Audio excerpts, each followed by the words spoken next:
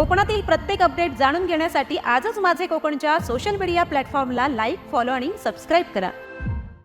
नमस्कार, मी प्रणाली भोसले. माझे कोकणच्या प्राईम टाइम बुलेटिनमध्ये आपल्या सर्वांचं मनपूर्वक स्वागत करते. बुलेटिनला सुरुवात करण्याआधी पाहूयात हेडलाईन्स. स्थानिक भूमिपुत्रांना कामावरून कमी केल्याचा आरोप. कोका कोला कंपनीविरोधात भाजप आक्रमक. वैभव खेडेकरांचा 8 दिवसांचा अल्टिमेटम. अपुऱ्या पावसाचा भाजीपाला शेतीला फटका. बाजारात गावठी भाज्यांची आवक घटली. भाजी उत्पादक शेतकऱ्यांचं आर्थिक नुकसान. वर्धेतील अधिकाऱ्याचा प्रेरणादायी सामाजिक उपक्रम. विपश्यनेतून तरुणांना सकारात्मक जीवनाची दिशा. खेड दापोलीतील युवकांमध्ये आत्मविश्वासाची नवी उमेद. आणि चोरवणेतील जागृत रामवरदायिनी देवी मंदिर श्रद्धा आणि संस्कृतीचे पवित्र केंद्र. मंदिराच्या वैशिष्ट्यांचा खास रिपोर्ट. पाहूया सविस्तर वृत्त. रत्नागिरी जिल्ह्यातील खेड तालुक्यातील लोटेमायडीसी मधील कोका कोला कंपनी विरोधात स्थानिक रोजगाराच्या प्रश्नावरून नाराजी व्यक्त होतीये. कंपनीने तालुक्यातील 8 ते 10 स्थानिक भूमिपुत्रांना कोणतीही पूर्वसूचना न देता कामावरून कमी केल्याचा आरोप करण्यात आला आहे. या पार्श्वभूमीवर भाजपा नेते तथा खेड नगर परिषदेचे माजी नगराध्यक्ष ॲडव्होकेट वैभव खेडेकर यांनी कंपनीच्या HR व्यवस्थापकांसह संबंधित अधिकाऱ्यांची भेट घेऊन त्यांना जाब विचारला. संबंधित स्थानिक कामगारांना 8 दिवसांच्या आत पुन्हा कामावर न घेतल्यास तीव्र आंदोलन छेडण्याचा इशारा त्यांनी दिला. या प्रकरणामुळे स्थानिक रोजगाराचा प्रश्न पुन्हा ऐरणीवर आला असून पुढील घडामोडीकडे सर्वांचं लक्ष लागलंय. तुमच्या कंपनीमध्ये बाकीच्या गाड्या आतमध्ये येतात लागतात आणि हे सांगतात आम्हाला सांगितलं की आम्हाला आतमध्ये गाड्या घ्यायच्या नाही. कोण आहे ते? थांबवतो आम्ही. अरे हे हाय कोण आहे? Security officer. अरे मग त्याला काय हे बाकी काय सांगितलं नाही का तुम्ही? काय पार्किंग मध्ये लावून आपल्याला प्रोसेस काय आपली पार्किंग गाड्या लावतात. तुमच्या इथं काही मग राहायला येत नाही. बरोबर आहे तुमचं. आमच्या भागात तुम्ही कंपनी टाकले. बरोबर. आलं का लक्षात? आणि आम्ही आलोय आमच्या वैयक्तिक स्वार्थासाठी नाही. तुमच्याकडे 2 रुपये आम्हाला नको आहेत. आलं का लक्षात? तुमच्याकडे 2 रुपये कोणी मागितले का? तुमच्याकडे कॉन्ट्रॅक्ट कोणी मागितलं का? आम्ही मागितलं का? एवढे लाचार नाही आम्ही तुमच्यासाठी तुमच्या ह्या ठिकाणी. समजलं का? आम्ही आले लोकांची कामं घेऊन. आणि आमच्या स्थानिकांना तुम्ही कामावर काढा तुम्हाला बसू देणार नाही. पण सांगतो तुम्हाला आम्ही हे असले लोक आमच्या समोर आणू नका. समजलं का? हा आम्ही ते येणे म्हणून येत नाही. अरे कोण आलो म्हणजे काय काय काय संसद आहे काय हाय काय कंपनी प्रोसेस आहे. कसली प्रोसेस आहे? भाऊजी तुमची गाडी बेडी गेली तेल लावत तुम्ही कधीतरी भेटाल. तुमची कंपनी कधीतरी फॉल्ट मध्ये भेटेल. अशी भेटत नाही असं होत नाही. त्या दिवशी आम्हाला थांबायला सांगू नका एवढं झालं लक्षात घ्या. म्हणून तुम्हाला सांगतो लक्षात घ्या आमचं भांडण तुमच्या बरोबर नाही. हे असल्या मुजोर नालायक लोकांबरोबर आहे आमचं भांडण. समजलं का? ह्या 5-6 लोकांना तुम्ही कामाचं काय करता हे मला सांगा कंपनी म्हणून. हे जोसेफ बिसप झाले हरामी आहेत सगळे मला माहिती आहे. साहेब ते जोशी साहेबांनी तेच फायनल डिसिजन केली. आपण डिसिजन माझ्या हातात नाही. ते गोष्ट मी सांगतो मला. तुम्ही त्याला सांगा मराठी भाषेमध्ये. शिवसेनेने जेवढा मारला त्या डबल मारू आम्ही त्याला. ठीक आहे त्याला सांगतो. आणि हे मला सगळं येत्या 8 दिवसामध्ये करून पाहिजे. ठीक मी सांगतो. तुमचा नाही तर तुमची आणि आमची गाडी ह्याच्याजवळ गाठ आहे आमची. हा जो सिक्युरिटी हेड आहे ना ह्याच्याजवळ गाठ आहे. तुला दाखवतो कशी गाडी आत नाही घेत होती. समजलं काय? यंदा समाधानकारक पाऊस न झाल्याचा फटका आता सिंधुदुर्ग जिल्ह्यातील गावठी भाजीपाला उत्पादनाला बसू लागलाय. अपुऱ्या पावसामुळे बाजारात गावठी भाज्यांची आवक घटली असून भाजी उत्पादक शेतकऱ्यांचं मोठं आर्थिक नुकसान होत आहे. मुळा, लाल माठ, भेंडी, वाल आणि दोडकी यांसारख्या भाज्या सध्या कमी प्रमाणात विक्रीसाठी दाखल होत आहेत. काही दिवसात सणासुदीचा हंगाम सुरू होत असताना पावसाने साथ दिली नाही तर बाजारात भाज्यांची उपलब्धता आणखी कमी होण्याची शक्यता व्यक्त केली जाते.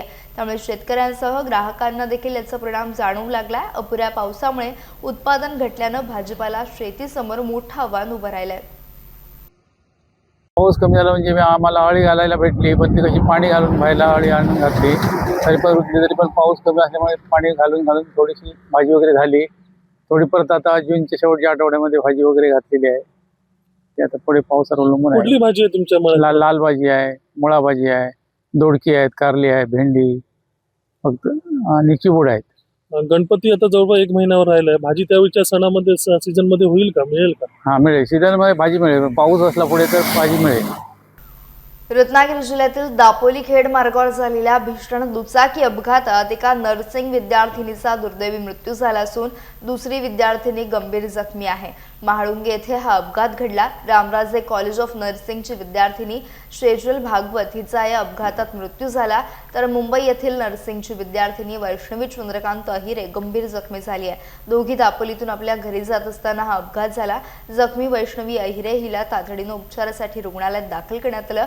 अपघाताचं नेमकं कारण अद्याप स्पष्ट झालं नसून पोलिसांनी घटनास्थळी धाव घेत तपास सुरू केला. या दुर्दैवी घटनेमुळे परिसरात हळहळ व्यक्त केली जाते. महाड MIDC परिसरातून प्रदूषणाची गंभीर बाब समोर आली आहे. कोपरान कंपनी लगतच्या नाल्यात दुपारच्या सुमारास एका अज्ञात कंपनीकडून रसायन मिश्रित काळे पाणी सोडण्यात आल्याचा आरोप करण्यात आला. या रसायनयुक्त पाण्यामुळे परिसरात तीव्र दुर्गंधी पसरली असून ये-जा करणारे कामगार, वीरवाडी, काळीजकोंड तसेच आसपासच्या ग्रामस्थांना नाका तोंडावाटे दुर्गंधी गेल्यानं घशात त्रास होत असल्याचं सांगितलं जात आहे. पावसाच्या पाण्यासोबत कारखान्यातून केमिकलयुक्त पाणी नाल्यात मिसळून सोडले जात असल्याचं दिसून येत असल्याचा दावा स्थानिकांनी केलाय. अशा घटना वारंवार घडत असूनही प्रदूषण नियंत्रण मंडळाकडून प्रभावी कारवाई होत नसल्याची नाराजी व्यक्त केली जाते. संबंधित अज्ञात कारखान्याचा शोध घेऊन त्याच्यावर कठोर कारवाई करावी आणि असे कारखाने कायमस्वरूपी बंद करावेत, अशी मागणी परिसरातील नागरिकांनी केली आहे. पोलीस म्हटलं की गुन्हेगारांवर कारवाई करणारी प्रतिमा डोळ्यांसमोर उभी राहते, मात्र काही अधिकारी केवळ कायद्याचं पालन करून थांबत नाहीत तर समाज घडवण्याचं काम देखील करतात. खेडचे वरिष्ठ पोलीस निरीक्षक विवेक अहिरे यांनी विपश्यना या ध्यान साधनेच्या माध्यमातून अनेक तरुणांना आत्मपरीक्षणाचा मार्ग दाखवला. खेड आणि दापोली येथे सेवेत असताना त्यांनी सुमारे 15 ते 20 तरुणांना विपश्यना शिबिरात सहभागी होण्यासाठी प्रेरित केलं. या तरुणांच्या जीवनात झालेला सकारात्मक बदल आज अनेकांसाठी प्रेरणादायी ठरत आहे. जे स्वतःच्या मनाचे आणि शरीरातील संवेदनांचे तटस्थ निरीक्षण करण्याची प्राचीन भारतीय ध्यान पद्धती गौतम बुद्धांनी पुन्हा लोकांसमोर आणलेली ही साधना आज जगभरात मानसिक शांतता, आत्मसंयम आणि व्यक्तिमत्व विकासासाठी ओळखली जाते. 10 दिवसांच्या निवासी शिबिरात मौन, शिस्त आणि नियमित ध्यान साधनेद्वारे सहभागी स्वतःच्या मनाचा अभ्यास करतात. राग, तणाव, भीती आणि नकारात्मक विचारांवर नियंत्रण मिळवत संयमी आणि सकारात्मक जीवन जगण्याची प्रेरणा यातून मिळते. वरिष्ठ पोलीस निरीक्षक विवेक अहिरे यांनी केवळ कायदा सुव्यवस्था सांभाळण्यापुरते काम मर्यादित न ठेवता तरुणांमध्ये मानसिक सुदृढता आणि आत्मविश्वास निर्माण करण्यासाठी विपश्यनेचा संदेश दिला. त्यांच्या प्रेरणेने सहभागी झालेल्या अनेक तरुणांनी व्यसनांपासून दूर राहणे, रागावर नियंत्रण ठेवणे, कुटुंबाशी नाते अधिक दृढ होणे आणि जीवनाकडे सकारात्मक दृष्टीने पाहण्यास सुरुवात केल्याचे सांगितले आहे. शासनाकडूनही अशा ध्यान साधनांकडे मानसिक आरोग्य, तणावमुक्ती आणि व्यक्तिमत्व विकासाच्या दृष्टीनं सकारात्मक उपक्रम म्हणून पाहिले जाते. देशातील काही कारागृहांमध्ये विपश्यना शिबिरांचे आयोजन करण्यात आले असून त्यातून कैद्यांच्या वर्तनात सकारात्मक बदल झाल्याची उदाहरणे समोर आली आहेत. काही शासकीय विभागांमध्ये तणाव व्यवस्थापन आणि मानसिक स्वास्थ्यासाठी अशा उपक्रमांना प्रोत्साहन दिले जाते. मी संदीप लक्ष्मण कासार, राहणार खेड. मी फॅमिली डिस्टर्ब होतो. काही ताणतणावामुळे कामामध्ये पण खूप मेंटल डिस्टर्ब होतो. वारंवार फॅमिली मॅटर असायचे, वारंवार पोलीस स्टेशन तक्रार व्हायची, खूप व्हायचे. त्याबद्दल IPS अहिरे साहेबांनी मला मार्गदर्शन दिलं त्याबद्दल की बाबा विपश्यना केंद्र आहे, त्याच्यामध्ये 10 दिवस तू शिबिर कर, त्याच्यामध्ये तुला कितपत रिझल्ट येतोय ते मला सांग. आणि खरोखर मी त्यांचं ऐकून मी ते मार्ग स्वीकारला आणि ते 10 दिवसाचं शिबिर मी स्वीकारून मी आधीचा कसा होतो आणि आत्ता कसा होतो ते मला सर्व जाणवलं. आता मी त्याबद्दल ते शिबिर करून माझं ताणतणाव कमी झालं आणि आता मी ओके. विशेष करून रत्नागिरी पोलीस आणि खेडचे अहिरे साहेब यांचे आभार मानतो. विपश्यना केल्याबरोबर त्याचे जे ताणतणाव काय होता तो सर्व त्याचा कमी आलेला आहे आणि चांगलं तुमच्या अहिरे साहेबांच्या बरोबर त्यांच्या ह्याच्याने माझं मुलाचं नवीन आयुष्य उभं आहे. विपश्यना ही एक मनाची साधना आहे. यामध्ये माणूस जो वैफल्यग्रस्त असतो, तणावग्रस्त असतो, त्याने ती विपश्यना केल्यानंतर त्याचा तणाव, वैफल्यग्रस्तपणा, इतर ताणतणाव हा बऱ्यापैकी कमी होतो. मी दापोलीला असताना जवळजवळ 8 ते 10 कर्मचाऱ्यांचं ज्यांच्या जीवनामध्ये बरेचसे प्रॉब्लेम होते. पोलीस म्हणून आपण त्यांच्याकडनं काम करून घेणं एवढंच नाही तर त्यांच्या जीवनातले प्रॉब्लेम दूर करणं हे देखील एक प्रभाराचं काम आहे असं मला वाटतं. आणि त्या दृष्टीने मी जवळजवळ 8 ते 10 कर्मचाऱ्यांची विपश्यना तिथं करून घेतली होती, ज्यांच्या जीवनामध्ये खूप मोठा बदल झालेला आहे. आता खेडमध्ये देखील मी काल एका मुलाची करून घेतली, संदीप कासार म्हणून. तो मुलगा इतका डिस्टर्ब झालेला होता की त्या घरच्यांना सतत तो त्रास द्यायचा, घरामध्ये भांडणं होत होती. मग त्याच्यावर कायद्याचाच बडगा न उगारता त्याला मी समजून सांगितलं की बाबा तू विपश्यना कर. विपश्यना केल्यानंतर तो काल आला, त्याची विपश्यना संपून त्याच्या जीवनामध्ये खरोखर खूप मोठा फरक पडला. त्याच्या आईवडिलांच्या चेहऱ्यावर जो एक आनंद होता, समाधान होतं की बाबा आपल्या मुलामध्ये जो फरक पडला तो फक्त केवळ रत्नागिरी पोलिसांनी जे काम केलं, म्हणजे कायद्याचंच बडगा न दाखवता एक बांधिलकी, सामाजिक बांधिलकी म्हणून आपण एक त्याला सजेशन दिलं. त्याने ती विपश्यना केली आणि त्याच्या जीवनामध्ये फरक पडला. त्याचं एक कुटुंबात चांगल्या पद्धतीने तो कुटुंबामध्ये वागतो आहे. त्याच्यामुळे ते जे समाधान आहे ते खरोखर एक आम्हाला एक वेगळं समाधान देऊन जातं अशा काही गोष्टी. आणि अशाच अनेक प्रकारचे लोक येतात की जे डिस्टर्ब झालेले असतात, परंतु त्यांना ते समजत नाही की आपण डिस्टर्ब का आहे. माणूस हा मुळातनं बदलला पाहिजे. कायद्याने तो बदलू शकल, परंतु मुळातनं जोपर्यंत तो बदलत नाही तोपर्यंत त्याच्यामध्ये चेंजेस होत नाही. आणि त्याच्याकरता आम्ही एक सामाजिक म्हणजे कायद्याचं काम करत असताना एक सामाजिक बांधिलकी म्हणून विपश्यनाचा मार्ग त्यांना दाखवतोय आणि त्या मार्गाने ते सुधारतात. त्यातच आमचं एक यश आहे, गौरव आहे असं मला वाटतं. कुठं केली जाते ही? आपल्या ते सगळीकडेच आहे. रत्नागिरी शहरामध्ये बी आहे. नंतर आता नवीन सेंटर सुरू झालेलं आहे पिसईला, दापोलीला तिथे देखील आहे. तिथं ते करतात. कायद्याची अंमलबजावणी करणारा पोलीस अधिकारी जेव्हा समाजातील तरुणांना आत्मपरीक्षण, संयम आणि सकारात्मक जीवनाची दिशा दाखवतो, तेव्हा त्याचे परिणाम केवळ एका व्यक्तीपुरते मर्यादित राहत नाहीत, तर संपूर्ण समाजाला त्याचा लाभ होतो.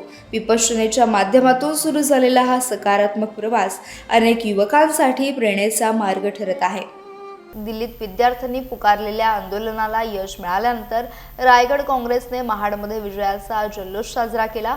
विद्यार्थी आंदोलनाचा हा विजय भारतरत्न डॉक्टर बाबासाहेब आंबेडकर यांनी दिलेल्या संविधानामुळेच शक्य झाल्याची प्रतिक्रिया काँग्रेसचे रायगड जिल्हाध्यक्ष राजाभाऊ ठाकूर यांनी व्यक्त केली.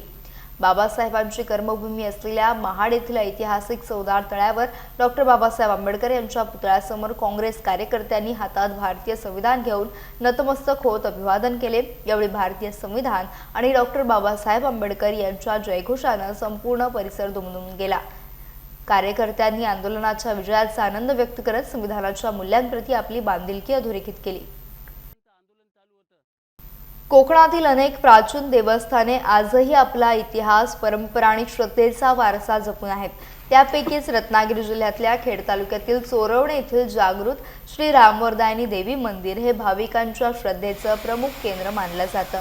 या मंदिराचा इतिहास, धार्मिक महत्त्व आणि येथील वैशिष्ट्यांचा घेतलेला हा विशेष आढावा. पाहूया माझे कोकणचे प्रतिनिधी बाळू सनगरे यांचा खास रिपोर्ट. नमस्कार, मी बाळू सनगरे आणि तुम्ही पाहताय माझे कोकण. रत्नागिरी जिल्ह्यातील खेड तालुक्यामधलं एक प्रसिद्ध मंदिर आज तुम्हाला मी या ठिकाणी त्या मंदिरामध्ये घेऊन आलेलो आहे. खरं तर भाविकांच्या ओढ ही मंदिरांकडे नेहमीच लागलेली असते आणि कोकणामध्ये असे असंख्य असे मंदिरं आहेत जी पुरातन मंदिरं आहेत आणि काहींचं नंतर जीर्णोद्धार झालेलं आहे. असंच एक प्रसिद्ध मंदिर आहे चोरवणे गावचं, ज्याचा खूप मोठा इतिहास आहे, ज्याची आख्यायिका खूप मोठी आहे.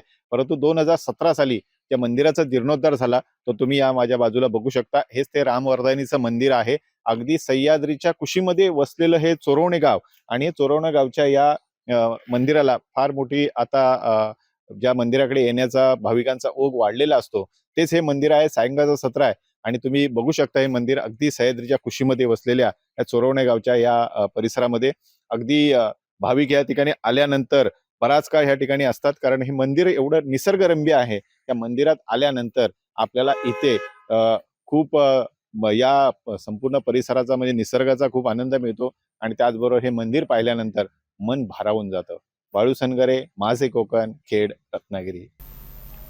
मुख्यमंत्री देवेंद्र फडणवीस यांच्या वाढदिवसानिमित्त भाजपा महिला मोर्चा दक्षिण रत्नागिरीच्या वतीनं देवाभाऊ कृषी माऊली सोहळा अंतर्गत कष्टकरी महिला शेतकरी भगिनींचा सन्मान करण्यात आला। या कार्यक्रमात महिला शेतकऱ्यांना शेतीसाठी उपयुक्त साहित्याचे किट देऊन त्यांचा गौरव करण्यात आला।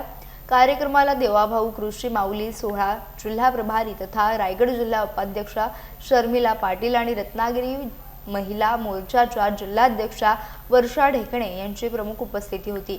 यावेळी वितरित करण्यात आलेल्या किटमध्ये 5 प्रकारचे बियाणे, खत, खुरप, बॅटरी तसेच शहरी भागातील महिलांसाठी किचन गार्डनसाठी आवश्यक साहित्याचा समावेश होता। कार्यक्रमाला महिला मोर्चाच्या विविध तालुका मंडळाध्यक्षा, पदाधिकारी, महिला शेतकरी भगिनी आणि अनेक मान्यवर मोठ्या संख्येने उपस्थित होते।